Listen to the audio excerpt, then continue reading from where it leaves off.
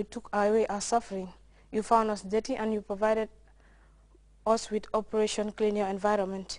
You found us thirsty and provided us with good and healthy drinking water.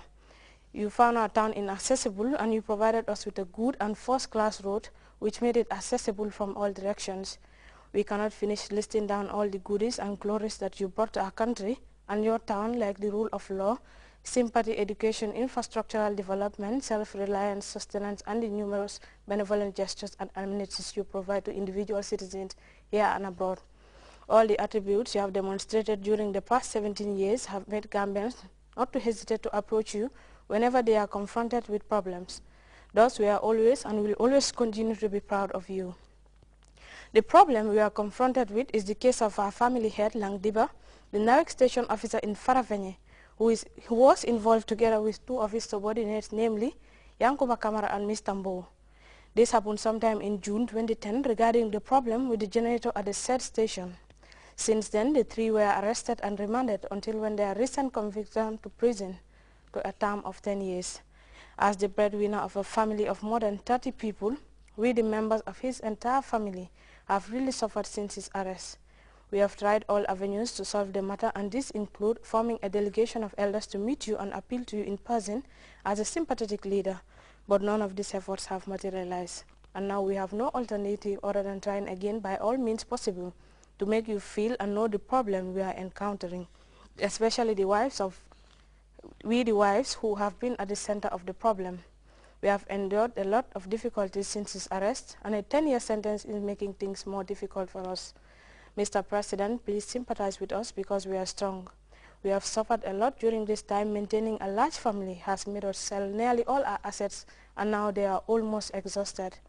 The welfare of a large family like this is a great concern to us, and we have no other source of income, and the little assets we are banking on are now exhausted. As women, we have also tried hard to have a solution to this problem, but still none has come our way. He has been working with NAWEC for almost 34 years, but has never fallen victim to such a problem since this is the first time. We have nothing to say other than appealing to you for clemency so that he can be released together with his two subordinates to rejoin their families. We beg you, sir, our dearest President, to shower your mercy on him and the two others. We have tried all means to no avail. Our last resort is to write to you personally as our dearest, good, sympathetic, and benevolent head of state for you to relieve us of this burden.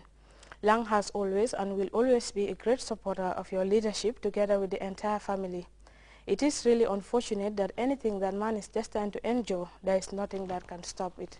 But it is not intentional, because after serving for this length of period, he has never committed any problem similar to this. That is why we are appealing so that the most reasonable and approachable statesman will forgive him. We promise with firm conviction that this will not befall him in future.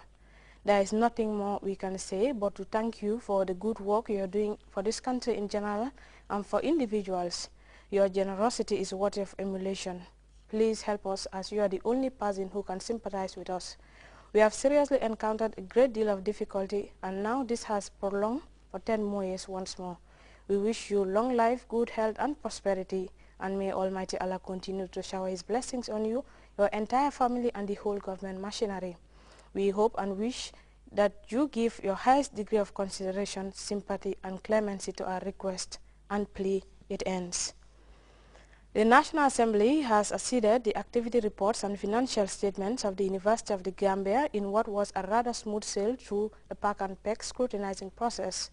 Abubakar Dabo has details of that proceeding and reports that the UTG tender at the House of Representatives marked the official end of submission of the reports to the National Assembly for the year 2011. And painstaking 3 months of checks and balances at the National Assembly, the scrutiny of public institutions and enterprises on taxpayers' revenue, how they are spent, and the viability of spending done as per the interests of the citizenry. It was a progressive exercise that saw dozens of public institutions pass through the Public Accounts and Enterprises Committees of the Assembly, and the last to tender its bid was the University of the Gambia, headed by its Vice-Chancellor, Professor Muhammad Uka. He recounted the success stories of the institution for the period 2010-2011, beginning with the much talked about University Village in Faraba Bantang, which he said is in high gear now that over $50 million is secured by government to complete phase 1 of the permanent campus.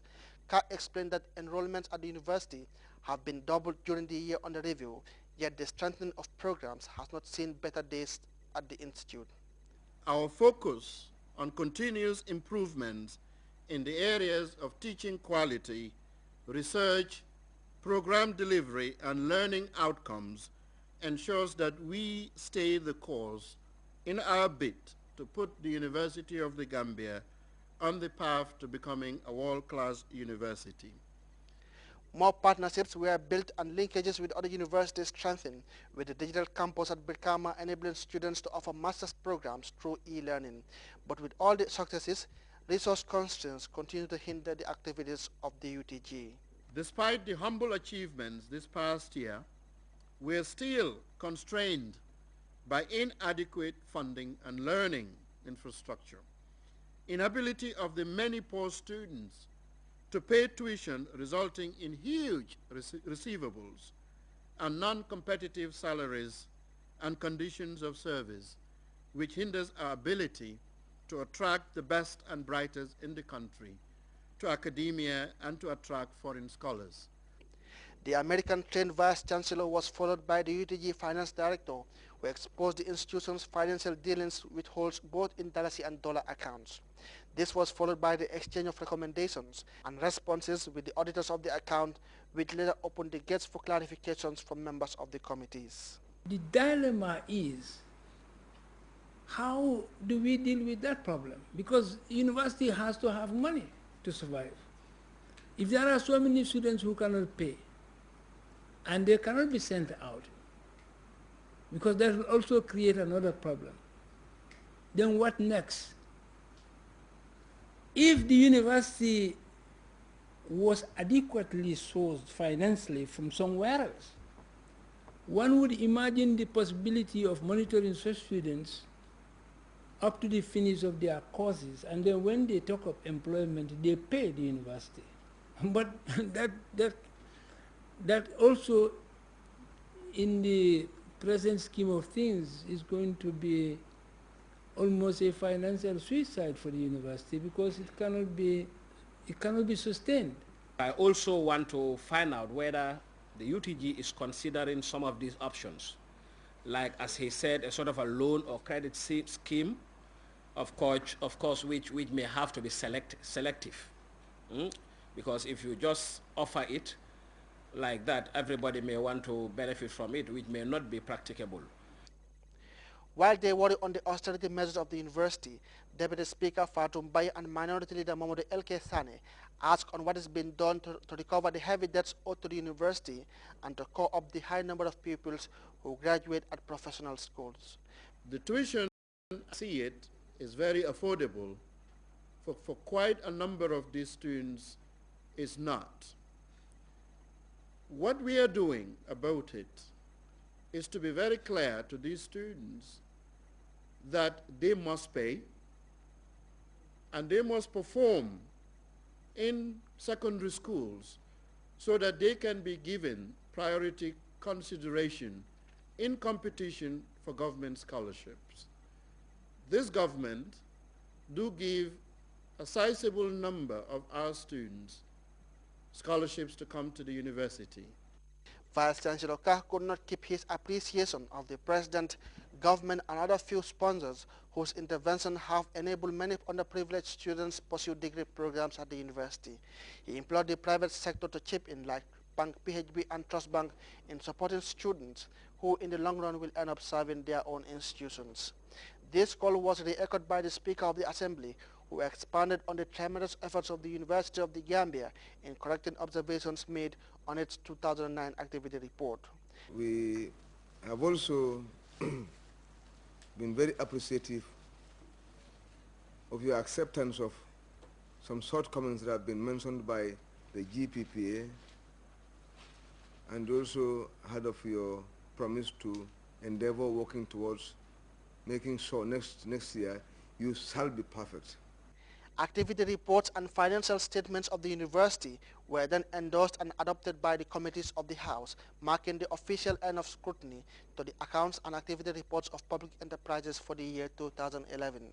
The House was then adjourned sine die.